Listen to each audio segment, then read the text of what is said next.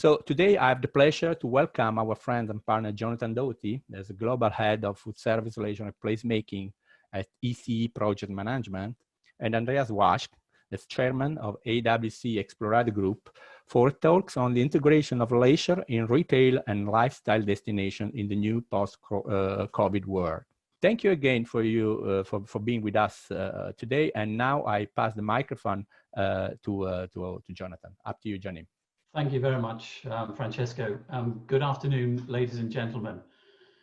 Thank you for taking the time, very valuable time at the moment, to spend about 20-25 minutes with us as we talk about integrating leisure into retail spaces. A year and a half ago, I took the position of head of not just food service, but leisure at ECE and placemaking, with absolutely no idea that the world was going to change as much as it has done in the last month and a half. Very, very sadly, we are approaching deaths due to COVID-19 around the world, and a huge dislocation of how we meet, greet, and engage with people, and massive damage that is doing to businesses all around the world. There are few successes from that. Online seems to be doing well.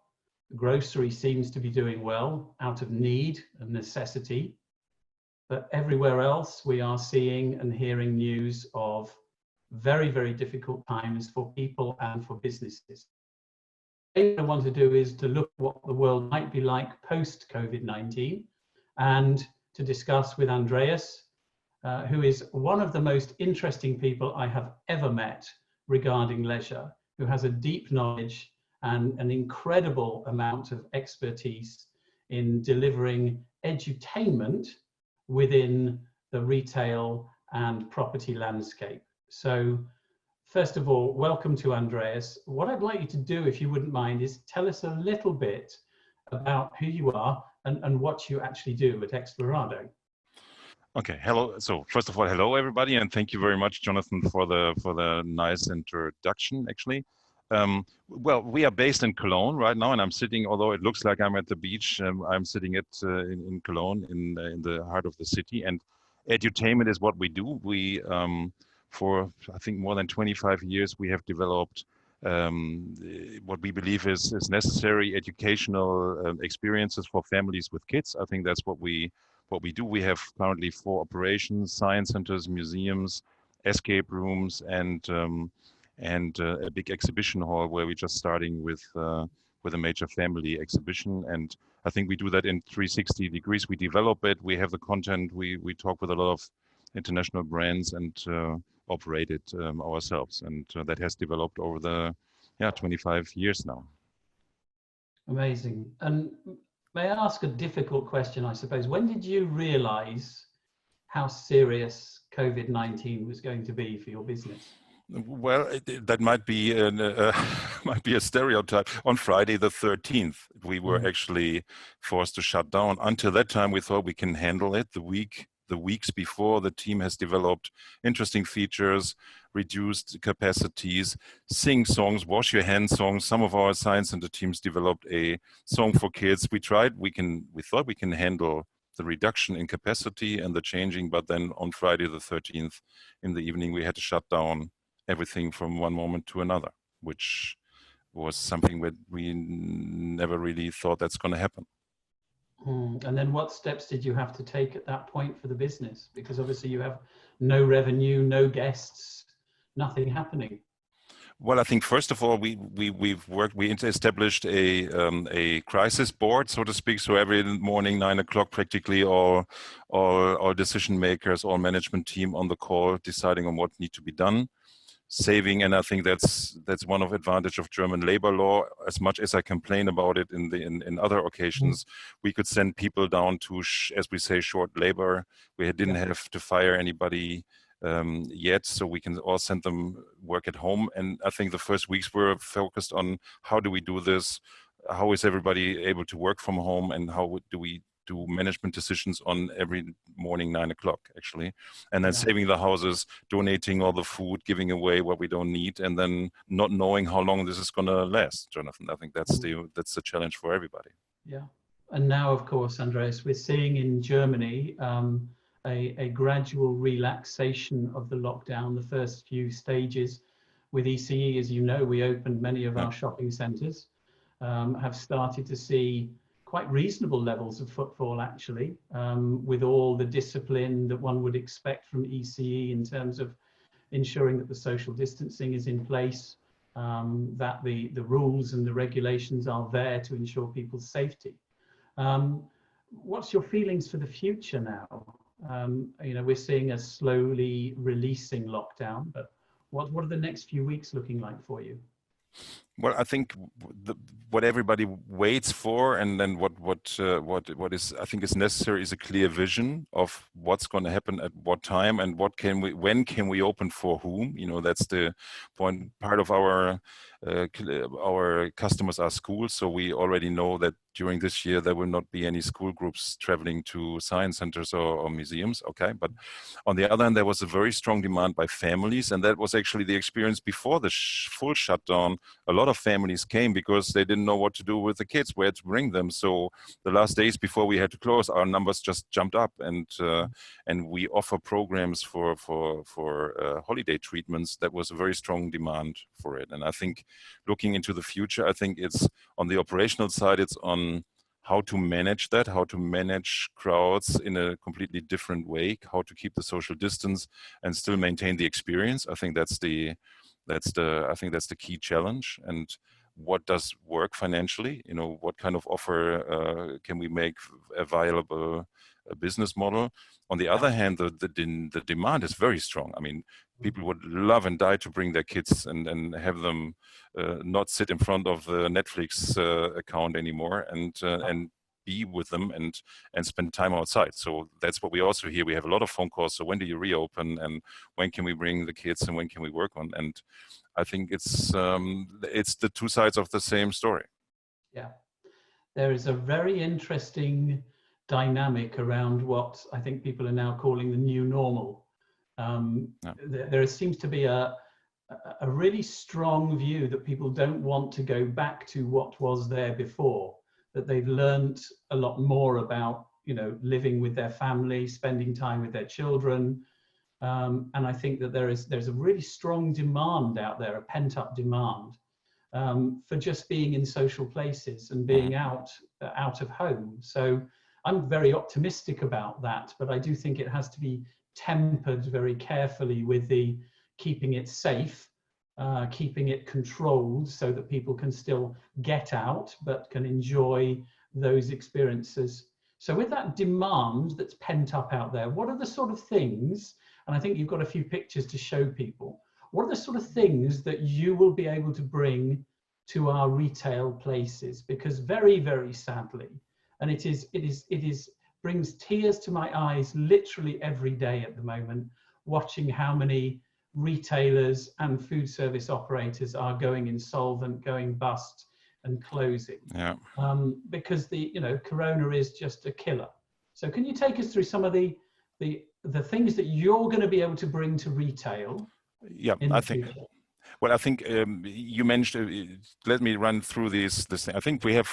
You mentioned that sometimes I consider myself a dinosaur in this whole thing. We basically started with the original Titanic exhibition in Hamburg, and learning at that time that this is placemaking. It was a warehouse before, and then there was 1.5 million visitors during the time after the movie came out, and then after. After this, I think we learned on how to bring people to certain places. I think that's the core of what we're doing with our exhibitions. And then we have our own venues. It's a big science center in Cologne, but I think it was the first fully themed science center that has all the interactive and scientific exhibitions, but it looks like a theme park in a way, and it's much more fun, has dinosaurs and all the other things. And what I think we learned is that a premium brand strategy will bring educated families that have the purchase power and that are taking care of the education of their families. That's something that we learned, although science centers try to do something else and bring more education to all kind of social levels, but in reality, we learn that's really educated parents care very much for the education of their kids and take the effort to come to one of our places. So we also operate Germany's biggest children's museum, very hands-on, very much fun, and we do pop-up versions of that. Now it's called pop-up centers. We used to call them EXPLORADO Campus. So for more than a decade, we come to places with our exhibitions. We come to places with our mobile children's museums. Yep. And then what is very successful and what we see a lot of family activities as well is branded escape rooms. I think we were the first ones taking major brands like Drei Fragezeichen, forgive me the German perspective, but this is a brand that sold 50 million books and audio guides for 50 years. And so we have turned escape rooms into branded experiences for families, which works extremely well and is a tool to actually bring footfall to certain places in a time that we want and that we can control. And I think on the operational side, it's also the aspect that we can control and create a safe and educational environment. That's the one in Duisburg, and then that's Verrückte Labyrinth, Crazy Labyrinth is Germany's most sold game. Not maybe all the German partners know it, but it's 20 million copies are sitting in German households. And then we turned that into a children's and a family's escape room. And then what we also did is because we produce a lot of exhibitions, I think there's a long track record among Star Wars and others. We have now created in a shopping center, we have now created what we call an exhibition hall, Expo Halle, and that's something that we want to bring, and that's our discussion, Jonathan, as you know, for other things, bringing major TV branded exhibitions that have a very strong pull and bring people, because it's a fan base for decades, and we are producers and promoters of these exhibitions, and have structure then, and what they need is basically a structured place where you can bring them on safe in a safe structure and low production costs. Ice Age was one of them, and we've done Harry Potter exhibition 3 times now in Paris, in Berlin, in Cologne, and are working towards the major TV brands to turn them into visitor experience. Game of Thrones, that was just another thing that we have done at a major shopping mall, and that also forced us and showed us how many people would come. There's 6-digit visitor numbers coming to a certain place in a certain time, because it's dedicated fans that need to see all the original objects from the movie structure. The next one that we could not open, the opening was 5 or 6 days after the full shutdown, the Smurf experience, 60 years Smurf, beautiful 3,000 square meter, totally immersive experience with a lot of pre-sale. We couldn't even open it. It's a shame, but hopefully we can bring that back. And that's part of the portfolio of things that we do. And I think what we do is we offer solutions in entertainment, Jonathan. I think that's the point, and we can control them. And we focus on, let's say, three brands that have a history of at least 3 generations. Grandkids like it with their grandparents, and parents like it. And what we learned, if you really want to create footfall with a certain precision and knowing you can predict a certain footfall, then you need to have brands that really activate a fan base for a long, long time. I think that's the essence of what we do. We can do that as pop-up versions as well. We have done that many times in various cities. Come there for a couple of weeks, outdoor or indoor, or a couple of months. And because we have a huge warehouse full of exhibits over the now 15, 20 years that we collected them. And then what we also did, we partnered up with a British company, actually, one of our joint friends. So Brick Life is a great tool, the biggest collection of Lego bricks that somebody controls. And we've played around with that in traveling exhibition. And one of the most visitor intense experience was original size dinosaurs made out of Lego. They are just in our museum now, about to move to a zoo, so the dinosaurs are still sitting in our venue right there. And I think that's the essence of what we do. Branded educational attractions where we believe we can really direct a lot of people based on a fan base. Andreas, that's absolutely fantastic. I mean, obviously we've been talking as ECE and EXPLORADO for some time, but I think the opportunity that exists now is probably unique. in that sadly our retail places for at least a period of time are going to have a slightly softer level of occupancy due to, unfortunately, the insolvencies and some of the stores not reopening. So pop-up is obviously going to be a really interesting part of how to do that. But I also think that positively, I mean, it must be quite attractive for you, because retail centres are known as being safe if they're well operated, well run, well sanitized, well cleaned. Then they're a place where people will feel comfortable leaving their home and going to, because it's not the street. It's somewhere that's it's easier to drive to, easier to spend time in, and we're quite confident at ECE that we have got that right, that we can offer people a safe environment, albeit that obviously we're not going to be able to cope with the extremely high numbers of footfall that we used to have, which is probably no bad thing at the moment as we reintroduce people into our centres. And then the longer term is, I think, you know, one of the questions we're probably going to get asked is this going to see a shift in the mix of the space in shopping centres? I mean, would you take space in shopping centres in the longer term on a longer agreement rather than pop-up? Well, I think we have to look at it from various perspectives. Shopping was not on our radar for a long time, you know, but that has changed, and that was, I think, that was part of our discussion how we started talking. So yes, we could play on both angles, you know, on long-term agreements.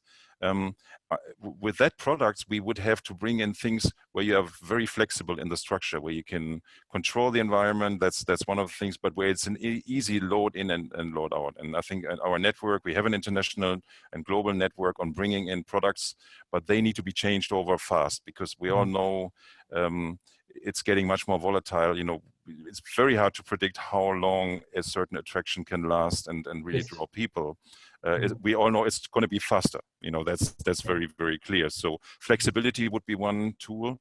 And if you do major exhibitions like we do now for years, it has a few questions. People want to know where it is. Do I know where it is? If I want to go and see Harry Potter exhibition, do I know where it is? And do I feel safe? Do I know where the parking slot is? Can I do something else?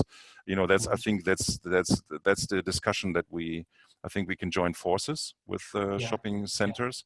The other thing is, and I think that's our discussion around food and beverage, that will change as well. You know, people need to have higher expectations, need stronger reasons to come, and the booking decisions will also change. Let's go to an escape room. And then I think one of my predictions is that we will soon see this kind of centers replacing, or at least doing the function of what multiplex systems have done. It's not you go to see that special movie. Let's go and we will watch a movie tonight. Let's see which one is available, and that needs to be linked in very closely together. And I think that's part of our discussion, and I firmly believe in that. So it will be on both angles, right? On the permanent side, that has certain requirements. Also on the operational side, you need to be able to access them on a Sunday. Forgive us for being Germans and closing on Sundays, but that's an operational issue.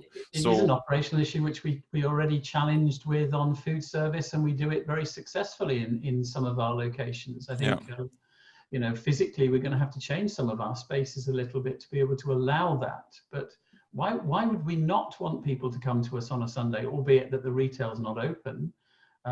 People deserve to enjoy themselves at the weekend. Yes, we have a strong role to play in that, and of course in ECE we're not just limited to Germany either. As you know, we're across Europe in that respect.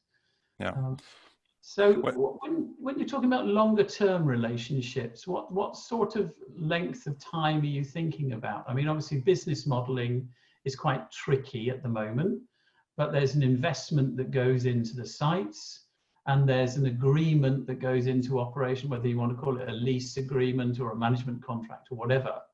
And then there's a risk and reward that goes with that, and maybe some income for the landlord even, maybe.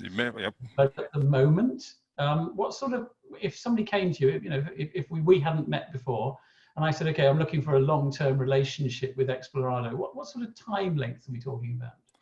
Well, I think in our perspective, we should not think of less than 5 years if you look at a permanent location, and then usually an extension of another 5 years. I think the times where you could predict 15, 20 or whatever years is over in our industry. But I think a minimum of 5 would be something that we have discussed and that we would discuss.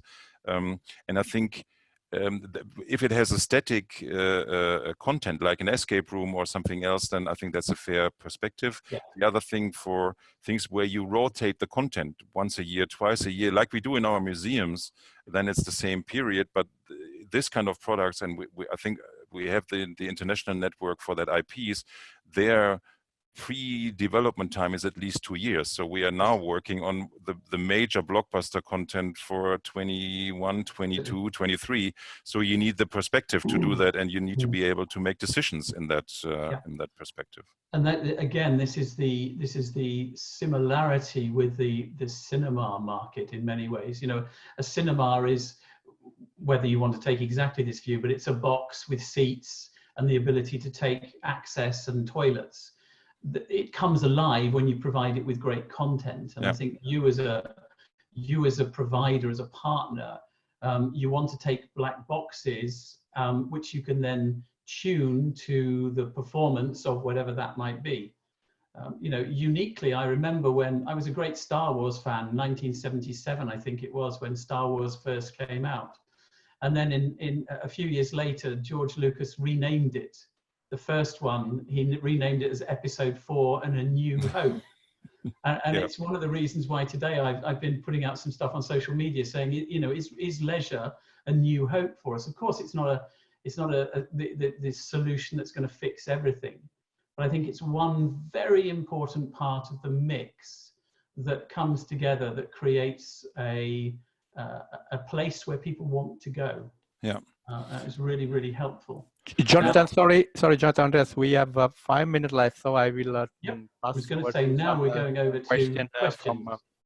From the public. So we have first question for Andreas. So attendees are asking for your opinion on a potential demand from the public for a contact-free experiences.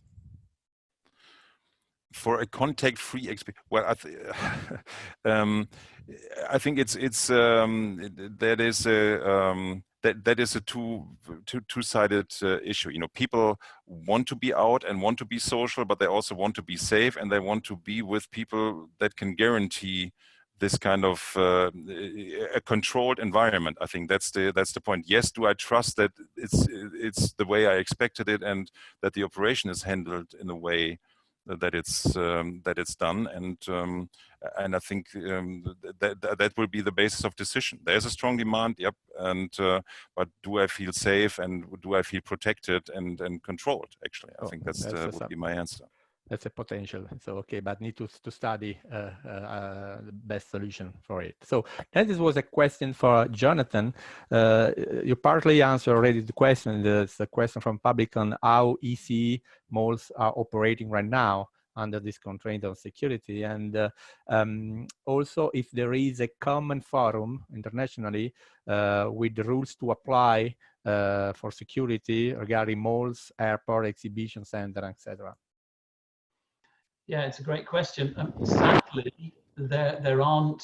There's no complete international body that's talking about the rules, because, of course, the rules vary in each country, and obviously in Germany they also vary in each region, because there is a federal republic structure, which means that the rules can change in each locality as well. One of the best things I can guide you to is the guidance that's being produced by some of what used to be the Council for Shopping Centres, but are now Council for Shopping Places. So the German Council for Shopping Places, the Swiss, they all have guidance on operating within shopping environments, and EC has also made public its guidance as well, if anybody wants to have a look at that. I was looking through yesterday some guidance from Dubai, and it is remarkably similar in terms of the content that is being discussed in how to manage people as they come back into places. But sadly, there is no universal body. I guess it's a role that the ICSC would have played in the old days and could have played, the International Council of Shopping Centres. But at the moment, no, it has to be dealt with locally by country and by company. One of the reasons why I'm so immensely proud of the team at ECE is that I've never seen a centre management team move as fast as we did to ensure that we could reopen safe places for our public that wanted to be with us. Okay. It was a very emotional moment, classically brilliant. Yeah. Then the last question for both of you: do you think that there will be the budget for marketing and spend in the retail spaces will be affected by this crisis in the next coming months, or on the contrary, as the industry will restart, maybe the company will look for a new business, so there will be people that will keep on investing at the same level? I think, if I may start, Andreas, and let's just start from the sort of the investor side and the property side. We've seen a tragic loss of business, businesses going insolvent, broke, companies closing. But we're talking about months and not years. At worst, we anticipate we're talking about a year of very difficult times. And that, unfortunately, will kill a lot of people's businesses. But there's also an awful lot of money out there at the moment, and that money is trying to find places where it can find better than interest rates in the bank. And so businesses that have a business model that will work post-COVID will find investment. Landlords and developers that wish to attract people back to their spaces, I am sure, will find the means to help support those growth strategies. And we will go back to a new normal, although it will not be the old normal. So I'm confident that there is money there to drive businesses forward and to invest. And if the number of calls I get from venture capitalists and private equity and family funds literally daily at the moment wanting to invest in restaurant businesses and leisure businesses, they know this is relatively short term in the lifetime of retail property and investments. Andreas, I'm sure you can add more.